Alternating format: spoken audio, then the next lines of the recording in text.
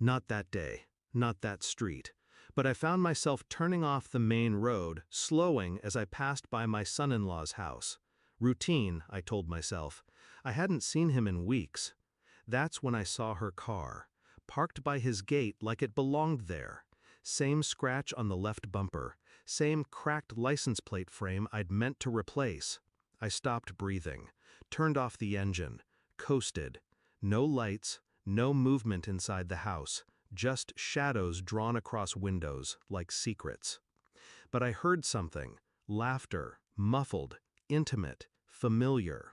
I left the car door half shut and moved on instinct, quiet, precise. Her laugh again, my wife's, too soft for a visit, too warm for in-laws.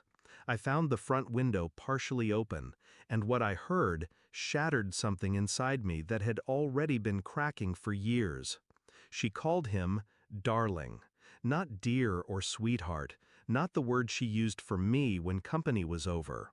This wasn't new, it was practiced. I didn't see her face, just her silhouette, sitting on his couch, legs folded under her like she owned it. He poured her wine like it was muscle memory. She joked about how he still doesn't suspect anything, and they both laughed. He was talking about me. She was agreeing. My wife, my son-in-law, the woman I built a life with, and the man I trusted to protect my daughter. And here they were, speaking in riddles laced with history, with a comfort that didn't belong. I backed away. Every step from the window felt like walking out of my own body. I didn't cry, didn't scream, just sat in my car, engine off, hand trembling against the steering wheel.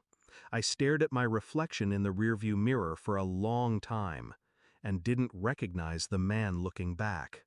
I didn't confront her, not yet. I played my role with surgical precision, husband, father, harmless ghost in a polite home. But every word she spoke, every touch, every dinner conversation, I cataloged it, filed it, dissected it. I started digging. Phone records, late-night texts, deleted logs. I recovered them all. Her number called his more than she ever called mine. GPS pings, hotel receipts, photos from a cheap camera I left parked across the street. My daughter's birthday? She was there. Then at the spa. The timeline didn't match. So I tested, just once. The hairbrush she left on the sink, sent it with a clean envelope I lifted from his trash. DNA results came back in 3 days. They were a match. Not just lovers, blood. Half siblings. My stomach twisted the first time I read it. Then I read it again and again. What I'd stumbled on wasn't just betrayal. It was something darker.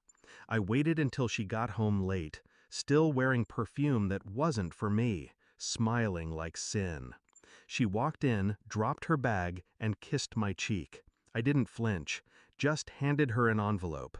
"Got something in the mail," I said. She looked inside, read the report, the test, the labeled swabs, his name, her name. The glass of water in her hand hit the floor. She didn't speak. Her lips moved, but no sound came out. I watched her turn pale, then gray, then something else, something feral. But I just stood there, hands still, heart quiet. I already knew everything. I didn't ask her why, didn't need to. Some poisons have no antidote. The next morning I printed copies of the report, sent them to 3 people, my daughter, my lawyer, and him. I didn't need to say a word. The truth would do the speaking. At dinner the next night, she tried to apologize, said she didn't mean for it to happen. I looked her in the eye and said, "I don't need to forgive you. I just need to be done."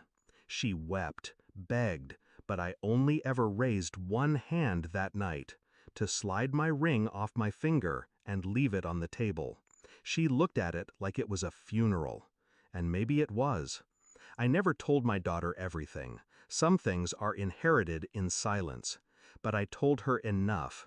Told her to stay away from him, from her, from the rot that built itself behind smiles and handshakes.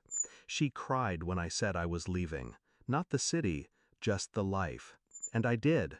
No goodbye, no explanations, just a quiet withdrawal from the wreckage. Now, I live in a small apartment with bare walls and no photographs. I don't miss the noise. I don't miss the lies.